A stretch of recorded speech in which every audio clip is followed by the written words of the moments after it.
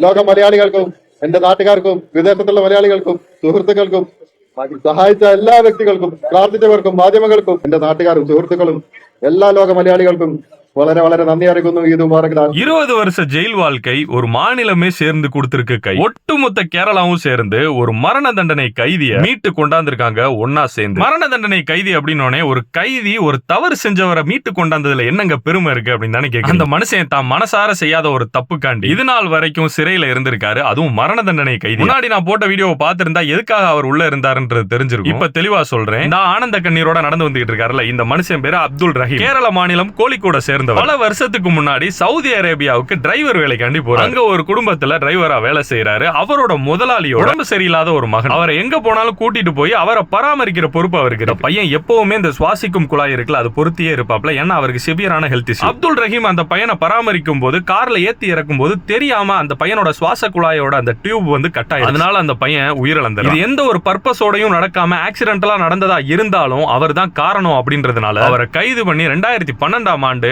அவருக்கு சவுதி நீதிமன்றம் மரண தண்டனை விதிக்கு. அப்துல் ரஹீமோட தாயார் விடல. என் மயன் வந்து அந்த அளவுக்கு தப்பு பண்ற ஆள்லாம் கிடையாது. அவன் மனசார அந்த மாதிரி பண்ணிருக்க மாட்டான். தெரியாதனமா நடந்திருக்கும். அவனை விட்டுருங்க எப்படியாச்சும் அப்படின்னு ரொம்ப காலமா போராடிட்டு இருந்தாங்க. இவ்வளவு போராட்டத்துக்கு அப்புறம் அந்த முதலாளி இருக்காருல அந்த சிறுவனோட பெற்றோர் அவங்க ஒரு கண்டிஷன் வைக்கிறாங்க. 34 கோடி கொடுத்துட்டு அந்த இழப்பீட கொடுத்தா அப்துல் ரஹீமை விடுவிச்சு கூட்டிட்டு போலாம். ஒரு டிரைவர் வேலை ஒரு பையனை பராமரிக்க போனவர்கிட்ட 34 கோடி எப்படி இருக்கும் யோசிச்சு பாருங்க. தாயார் அங்கேயே முடிவு பண்ணிட்டாங்க நம்ம பையனை காப்பாற்ற முடியாது அப்படின்னு உடஞ்சு போய் அப்படி உடஞ்சு போய் உட்கார்ந்து இருந்த அம்மாவை மொத்த கேரள மக்களும் அப்படி உடஞ்சு போயிருந்த அந்த அம்மாவையும் அந்த மகனையும் காப்பாத்துறதுக்கு மொத்த கேரளாவும் ஒண்ணு கூட உங்க மகனுக்காண்டி நாங்க பணத்தை திரட்டுறோம் அப்படின்னு சொல்லி அப்துல் ரஹீம் சட்ட உதவிக்குழு அப்படின்னு சொல்லி ஒரு ஆர்கனைசேஷனை தொடங்கி கிரவுட் ஃபண்டிங் பண்ண ஆரம்பிக்கிறாங்க. கொஞ்சம் கொஞ்சமா சேர்க்க ஆரம்பிக்கிறாங்க. அவங்களுக்கு 34 கோடி சேருது. 20 ஆண்டுகள் சிறை தண்டனைக்கு அப்புறம் கேரள மக்கள் மொத்தமா சேர்ந்து இந்த அப்துல் ரஹீம் அப்படின்ற அவங்க கேட்ட அந்த 34 கோடி இழப்பீட்டு தொகையை கொடுத்து அந்த மனுஷனை மீட்டு கொண்டாரு. மனசார அந்த ஒரு தப்ப பண்ணல, தெரியாம அந்த தப்ப பண்ணிட்டாரு. அந்த தெரியாம பண்ண தப்புக்காண்டி 20 ஆண்டு சிறை தண்டனையும் அனுபவிச்சு பட் அவங்க சொன்ன அந்த கண்டிஷனை ஏற்று அந்த இழப்பீட்டு தொகையை மொத்த ஸ்டேட்டும் சேர்ந்து கட்டி அந்த மனுஷனை மரணத்துல இருந்து காப்பாத்தி கூட்டிட்டு வந்திருக்காங்க அந்த கேரளம். அவர் ஏர்போர்ட்ல இருந்து இறங்கி இந்தியாவுக்குள்ள வரும்போதே அழுதுகிட்டே தான் வந்திருக்காரு. அழுதுகிட்டே அந்த கண்ணீரோடய வந்து அவங்களோட தாயாரையும் பார்த்து ஒரு பெரிய பாச போராட்டமே நடந்திருக்கு 2 பேருக்கும். அப்புறம் அந்த மனுஷன் அவரை காப்பாத்தி கூட்டிட்டு வந்த அத்தனை மக்களுக்கும் நன்றி சொன்ன காட்சிகளையும் நம்ம உண்மையிலே கேரள மக்கள் நினைக்கும் போது புள்ள இருக்குதுங்க. 34 கோடின்றது சாதாரணமான விஷயம் கிடையாது. நம்ம தமிழ்நாட்டோட